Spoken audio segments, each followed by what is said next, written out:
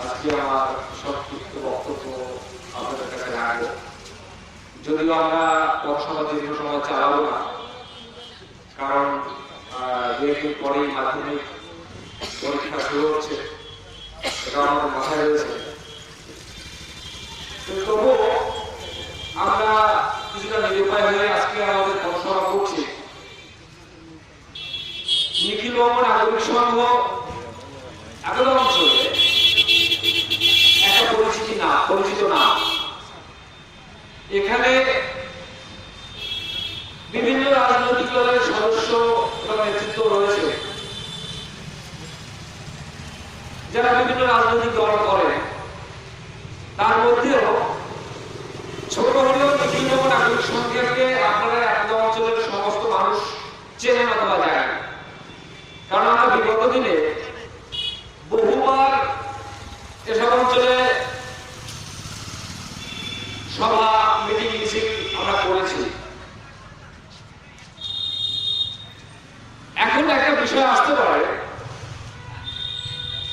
যে হঠাৎ করে নিখিল বঙ্গ নাগরিক সংঘ কেন আবার সভা আয়োজন করলো, পথসভার আয়োজন করলো, কি প্রয়োজন? কারণ একটা বিষয় অনেকেরই ধারণা হতে পারে যে নিখিল বঙ্গ নাগরিক সংঘ বাংলাদেশি হিন্দুদের, অর্থাৎ বাংলাদেশে শুধু হিন্দু নয়, বাংলাদেশি হিন্দু, বৌদ্ধ, খ্রিস্টান, আদিবাসী, অর্থাৎ বাংলাদেশি সংখ্যালঘুদের হয়ে আন্দোলন করেছে এবং তাদের সমস্যা সমাধানের দাবি জানিয়েছে এতদিন ধরে। এর মধ্যে তো তাহলে বাংলাদেশি হিন্দুদের তো নাগরিকত্ব বিল পাস হয়ে গেল, তারা তো নাগরিকত্ব পেয়ে গেছে, তাহলে এই সংগঠনেরা কি বলার থাকতে পারে? এই প্রশ্নটা স্বাভাবিকভাবে আসতে পারে। এটা আসা স্বাভাবিক। সেই কারণগুলো ব্যাখ্যা করার জন্যই আজকে আমরা আমাদের পথসভার আয়োজন করেছি। একটা বিষয় আপনাদের অবগতির জন্য বলি, নিখিল বঙ্গ নাগরিক সংঘের ডিমান্ড কি ছিল? আমাদের মূলত তিনটে ডিমান্ড ছিল বরাবর। আমাদের এই সংগঠন প্রতিষ্ঠিত হয়েছিল 1977 সালে। তখন থেকেই আমাদের সংগঠন সারা বিশ্বের কাছে, ভারত সরকারের কাছে, এমনকি বাংলাদেশ সরকারের কাছেও যে সমস্ত মেমোরেন্ডাম বা স্মারকলিপি প্রদান করেছে, তাতে আমাদের মুখ্যত তিনটে দাবি মেইন ছিল। সেই দাবি তিনটে কি ছিল? ভারত সরকারের কাছে আমাদের দাবি ছিল বাংলাদেশ থেকে আসা ধর্মীয় সংখ্যাগুরু, অর্থাৎ বাংলাদেশ থেকে আসা মুসলিমদেরকে অবিলম্বে চিহ্নিত করে তাদেরকে স্বদেশে পুটব্যাক করতে হবে। এটা আমাদের দাবি ছিল। এখন এই দাবিটা শুনে অনেকে চমকে উঠতে পারেন, এর মধ্যে সাম্প্রদায়িকতা খুঁজে পেতে পারেন, কিন্তু আমাদের সংগঠনের তাতে কিছু যায় আসে না, কারণ আমাদের দাবিটা অত্যন্ত সহজ এবং সরল। আমাদের সংগঠন মনে করেছে বা মনে করে যে বাংলাদেশি সংখ্যাগরিষ্ঠদের দ্বারা অত্যাচারিত হয়ে বাংলাদেশি সংখ্যালঘুরা ভারতে এসছে, তারা যদি আবার বাংলাদেশ থেকে ভারতে আসে, তাহলে এখানেও তারা ভবিষ্যতে সংখ্যাগরিষ্ঠ হয়ে আমাকে এখান থেকে তাড়িয়ে বিহার বা উত্তরপ্রদেশে পাঠিয়ে দেবে, এটা নিশ্চিত। তাই আমরা মনে করেছি। আমাদের দাবি কিন্তু কখনোই ছিল না যে কোনো ভারতীয় মুসলিমকে দেশ ছাড়া করতে হবে, কারণ এরকম অনৈতিক অথবা অবাস্তব বা হাস্যকর দাবি নিখিল বঙ্গ নাগরিক সংঘ করতে পারে না। কারণ নিখিল বঙ্গ নাগরিক সংঘ মনে করে যারা ভারতের বৈধ নাগরিক, যদিও 1947 সালে সাম্প্রদায়িকতার ভিত্তিতে দেশ ভাগ হয়েছিল, তবুও ভারতীয় পার্লামেন্ট, ভারতের সংসদ যখন তাদের প্রত্যেককে নাগরিকত্ব প্রদান করেছে, তাহলে তার সুষ্ঠুভাবে তার ধর্মীয় অধিকার নিয়ে বসবাস করার অধিকার ভারতের প্রত্যেকটা নাগরিকের আছে। যদি এটাও আমরা মনে করেছিলাম যে বাংলাদেশেও ঠিক সমভাবে ধর্মীয় সংখ্যালঘুদের বসবাস করার অধিকার বাংলাদেশে আছে, যদিও বাস্তবে বাংলাদেশে ধর্মীয় সংখ্যালঘুদের অধিকার 1947 সালের পর থেকে অদ্যাবধি, অর্থাৎ আজ পর্যন্ত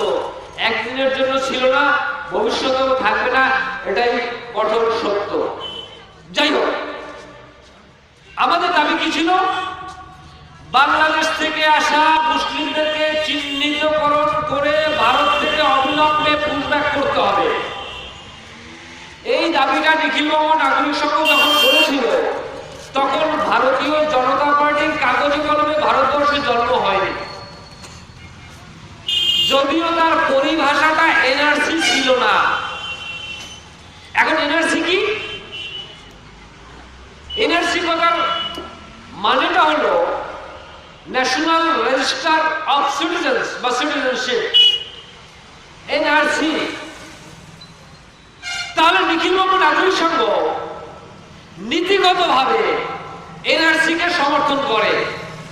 কেন করে সে বিষয়ে আমি একটু খোলামেলা সহজ সরল ভাবে আপনাদের কাছে ব্যাখ্যা করতে চাই। ভারতবর্ষ বিশ্বের চতুর্থ সামরিক শক্তির দেশ।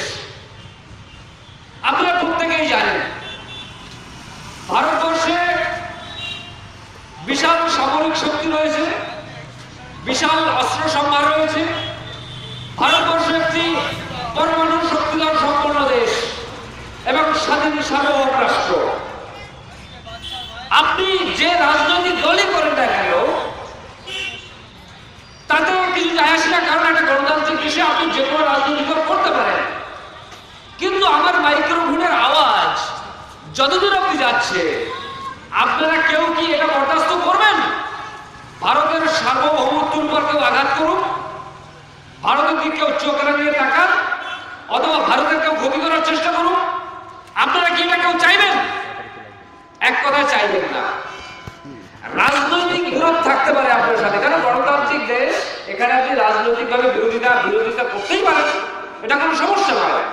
কিন্তু আপনার দেশের উপর যদি কেউ আঘাত করে তাহলে নিশ্চয়ই সেটা আপনি মেনে নেবেন না।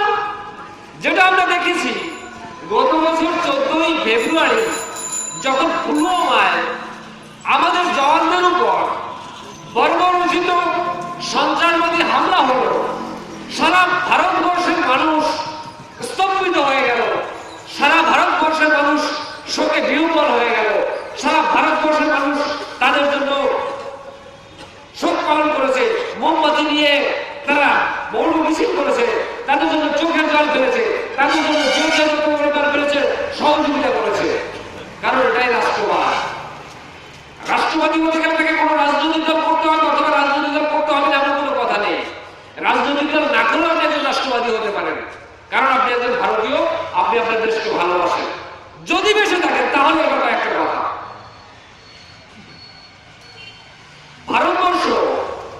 ভারতবর্ষের সাথে কয়েকটি দেশের আন্তর্জাতিক সীমান্ত রয়েছে। এক, আফগানিস্তানের কিছুটা অঞ্চল। আফগানিস্তানের সাথে না থাকলেও যেহেতু পাকিস্তানের সাথে একটা দীর্ঘ সীমান্ত রয়েছে, নেপালের সাথে রয়েছে, ভুটানের সাথে রয়েছে, চায়নার সাথে রয়েছে, বাংলাদেশের সাথে রয়েছে এবং শ্রীলঙ্কার সাথে যদিও সরাসরি যোগাযোগ নেই, জলপথে শ্রীলঙ্কা ভারতবর্ষের একটি পাশের দেশ এবং আফগানিস্তানও খুব নিকটের দেশ। তাছাড়াও রয়েছে মায়ানমার। এখন প্রশ্ন হল আপনাদের জানা আছে কিনা এবং বাংলাদেশের সাথে ভারতের সীমান্ত প্রায় 4300 কিলোমিটার। ভারত সরকার হাজার হাজার কোটি টাকা খরচা করে কাঁটাতারের বেড়া দিয়েছে বাংলাদেশ সীমান্ত অঞ্চলে, যদিও এখনো কিছু কিছু জায়গায় কাঁটাতারের বেড়া দেওয়া বাকি আছে। কাঁটাতারের বেড়া কেন দেওয়া হয় না? ওই দেশই লোক যাতে আমার দেশে আসতে না পারে। কেন ভাই?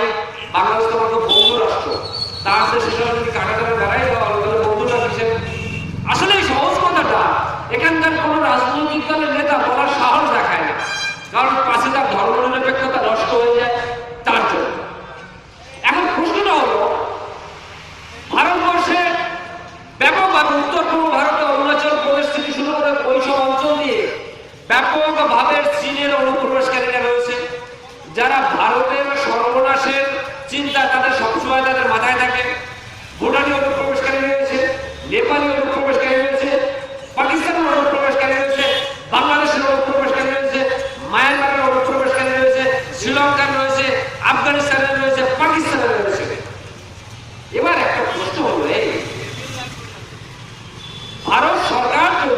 ভারত একটি স্বাধীন সার্বভৌম রাষ্ট্র যদি হয়, তাহলে আপনাকে প্রশ্ন করছি, প্রত্যেকটা নাগরিককে প্রশ্ন করছি, আপনার কি জানার অধিকার আছে কি নেই যে এই দেশে কে কে আইনি ভাবে বসবাস করছে, কে কে বেআইনি ভাবে বসবাস করছে?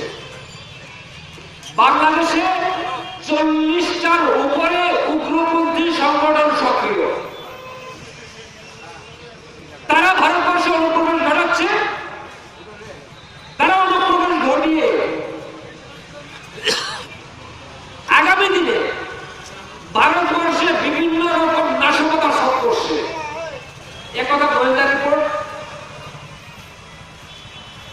প্রতি ঘন্টায় ঘন্টায়, আবার প্রতিদিনই গোয়েন্দা রিপোর্ট আমাদের নবান্নে জমা করছে, হয়তো সেন্ট্রাল আইবি দিল্লিতেও জমা দিচ্ছে, সবার মন্ত্রণে দিচ্ছে তো অবশ্যই। কিন্তু এখানে সরকার কিছু বলছে বা বলছে না, সেটা সরকারি বিষয়, কিন্তু এটাই চরম সত্য। 2006 সালের একটু আগে বুদ্ধদেব ভট্টাচার্য কয়েক সময় এই সত্যি কথাটা বলে ফেলেছিলেন, যদিও তাকে ঢোকিলে ক্ষমা চাইতে হয়েছিল, কারণ তার দল সিপিএম সেই সময় সমস্ত অকাট সত্য কথা বলতে বারণ করেছিলেন, কারণ তাদের ধর্মনিরপেক্ষতায় আঘাত লাগার ভয় তার ছিল। যাই হোক, এখন কিছুদিন আগে বা কয়েক বছর আগে আপনারা জানেন এই যে কিছুদিন একটা মৌলবাদী একটা অর্গানাইজেশনে, আমি নামটা ভুলে যাচ্ছি জায়গাটা, খুব আলোচনা উঠেছিল যে বোম ব্লাস্ট হওয়ার পর ওখানে বেশ কিছু মানুষ মারা গিয়েছিলেন। খাগড়াগড়, ধন্যবাদ আপনাকে। খাগড়াগড় কাণ্ড, হয়তো একটা খাগড়াগড়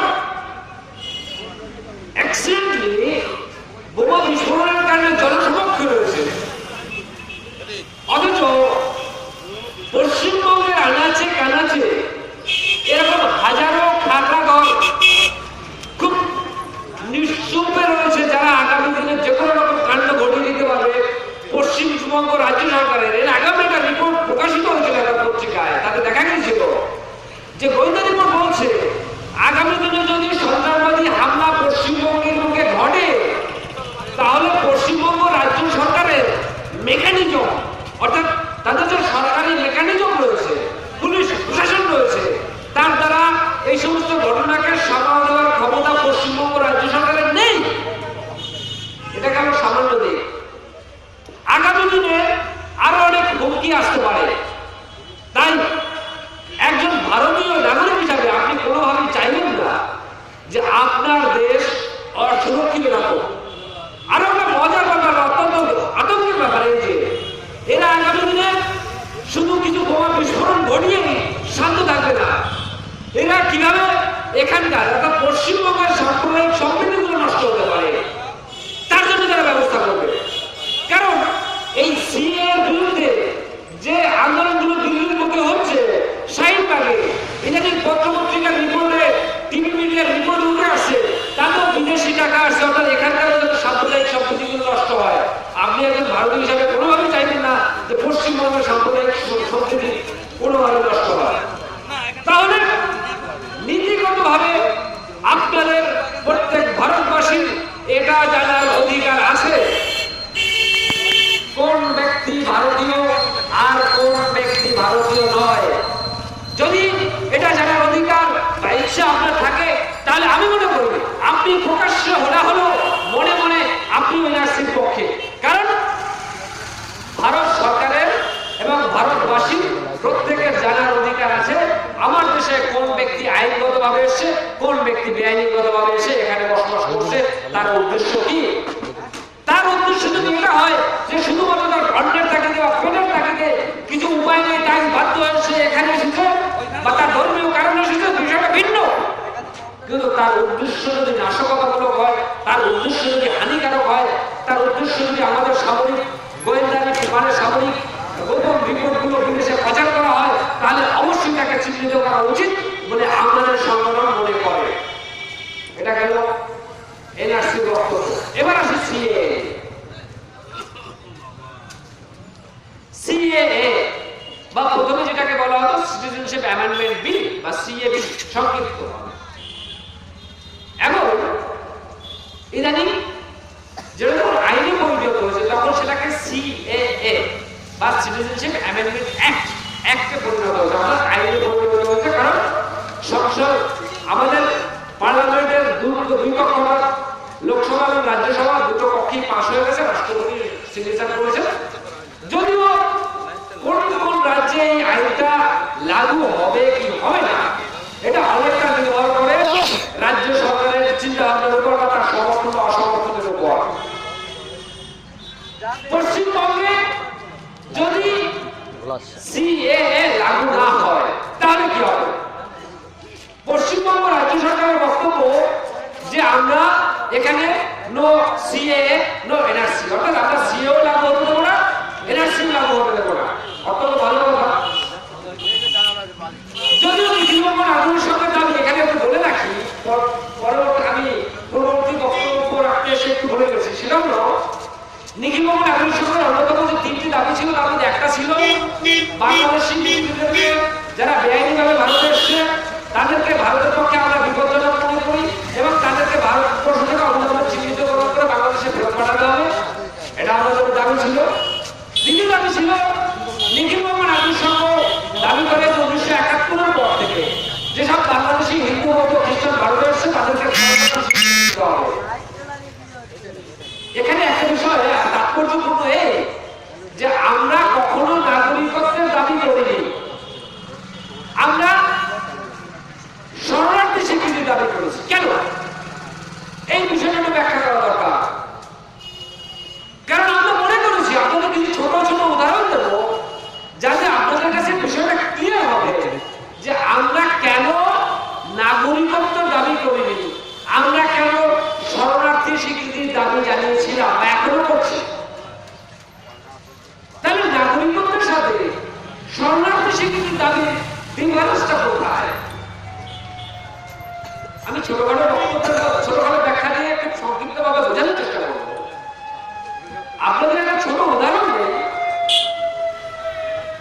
যে বছর 2-3 আগে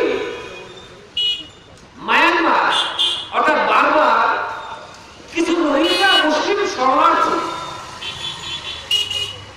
বাংলাদেশে এসছে, তাদের পরিমাণটা প্রায় 15 লাখের উপরে, প্রায় 16 লাখ। কেন আসছে? সেখানে মায়ানমার গভর্নমেন্ট ওখানকার মিলিটারি রোহিঙ্গা মুসলিমদের উপর ব্যাপক অত্যাচার এবং তাদেরকে হত্যা শুরু করেছিল। তার পিছনে কারণ কি ছিল? তার পিছনে যে কারণটা রোহিঙ্গা মুসলিমরাও ওখানকার বেশ কিছু মানুষের উপর অত্যাচার করেছিল, তার ব্যাপক পাল্টা হিসাবে তারা ওখানে যখন ব্যাপক ধরপাকড় এবং জেলবন্দি এবং গুলি সুরক্ষার অর্ডার হয়, পরবর্তী সময় তারা পালিয়ে বাংলাদেশে আসে। বাংলাদেশ সরকার কি করলো এবং বাংলাদেশের রাজনৈতিক দলগুলো কি করলো, দুটো ভূমিকা একটু ডিফারেন্সটা আপনারা লক্ষ্য করবেন। বাংলাদেশ সরকার ব্যাপকভাবে আন্দোলনের ডাক দিল বিএনপি, এমনকি তার বিরোধী দল আওয়ামী লীগ এবং বিএনপি, জামাত ইসলাম আরো এক ডিগ্রি উপরে তারা ব্যাপকভাবে আন্দোলন শুরু করে এবং সারা বিশ্বের সহানুভূতি আদায় করলো রোহিঙ্গাদের পক্ষে। তড়িঘড়ি ইউনাইটেড নেশনসের রিফিউজি সেল যেটা আছে ইউএনএইচসিআর, তারা তড়িঘড়ি মিটিংয়ে বসলো, তাদের প্রতিনিধিকে বাংলাদেশে পাঠিয়ে দিল, তাদেরকে আন্তর্জাতিক শরণার্থী স্বীকৃতির কার্ড দিয়ে দিল এবং তাদের জন্য ক্যাম্প করা হলো। বাংলাদেশে সাহায্য চলে আসলো, ভারত থেকেও এখনো প্রতি মাসে জাহাজ ভর্তি খাবার যায় এবং তারা ইউনাইটেড নেশনসের রিফিউজি কার্ডকে বহাল অভিযোগ আছে, সন্তান বেশ আরামে জীবনযাপন করছে।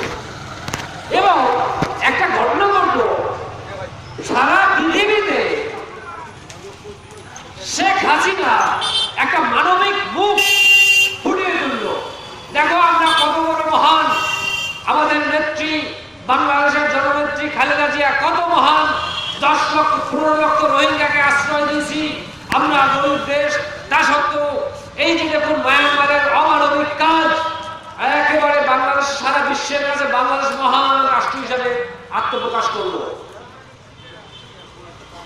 এবং প্রচার করা শুরু করলো যে নোবেল প্রাইজ পাবে। নোবেল প্যানেলের নাম উঠে গেল শেখ হাসিনা।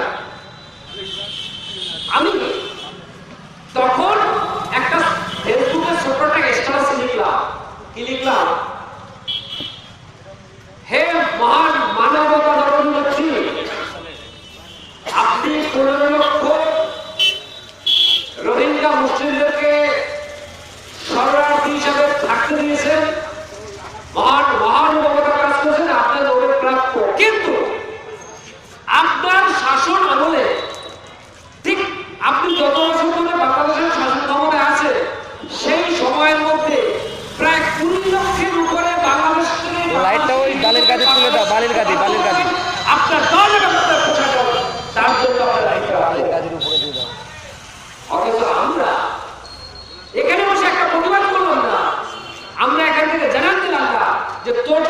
সংখ্যালঘুদের তুই কেন দাঁড়িয়েছিস, আমাদের বিবেকে আঘাত করলো না।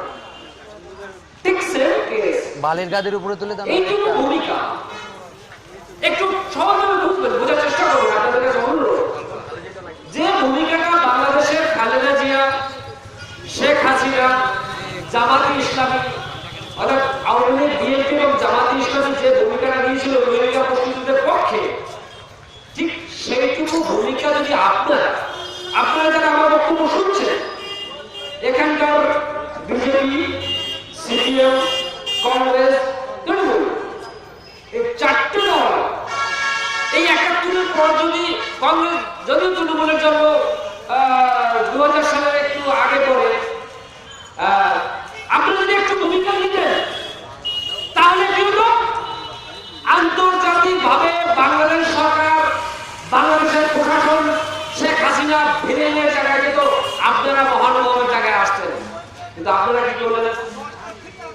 আপনারা করলেন বাংলাদেশ থেকে আসার পর এখানকার জমি দালালরা একেবারে স্বপ্নে বিভোর, এখানকার পলিটিক্যাল পার্টিরা স্বপ্নে বিভোর, এখানকার রেশন কার্ডের দালালরা স্বপ্নে বিভোর, এখানকার ভোটার কার্ডের দালালরা স্বপ্নে বিভোর।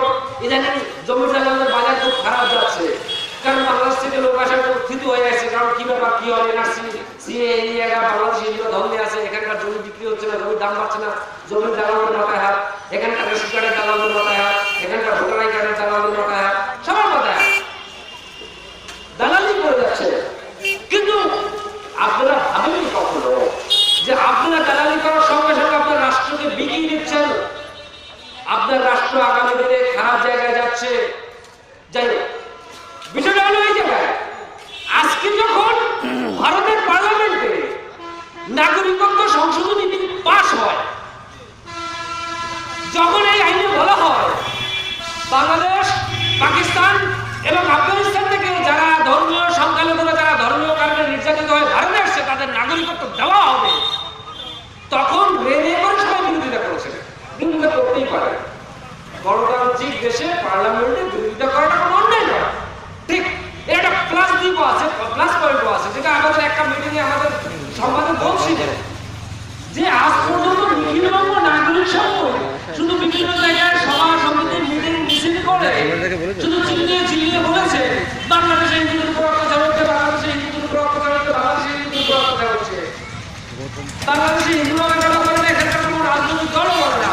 কিন্তু এই আইনের আলোচনা পক্ষে বা বিপক্ষে একটা জিনিস ক্লিয়ার হয়েছে যে ভারতের পার্লামেন্টে সরকারিভাবে নথিভুক্ত হলো এই যে বাংলাদেশের সত্যি হিন্দুদের উপর অত্যাচার হয়। এতদিন অব্দি এটা ভারত সরকার বা পশ্চিমবঙ্গের সরকার স্বীকারই করে, শুধু আমরাই চিল্লিয়ে বলা কাটি। যাই হোক, এখন কথা হলো যে আমরা শরণার্থী স্বীকৃতি দাবি জানিয়েছিলাম এই কারণে যে শরণার্থী স্বীকৃতি দাবি করছে এই কারণে যে রাষ্ট্রসংঘকে যুক্ত করা হোক। কেন যুক্ত করার কথা নিখিলবঙ্গ নাগরিক সংঘ বলেছিল? বলেছিল একটা কারণে, যেহেতু বাংলাদেশ একটি স্বাধীন সার্বভৌম রাষ্ট্র, ভারত একটি স্বাধীন সার্বভৌম রাষ্ট্র, তার আলাদা সংবিধান, এখানের আলাদা সংবিধান। যখন ওই দেশের কোন ব্যক্তি ভারতবর্ষে এসছে, তাহলে একটা আন্তর্জাতিক সীমান্ত পার করে ভারতবর্ষে এসছে,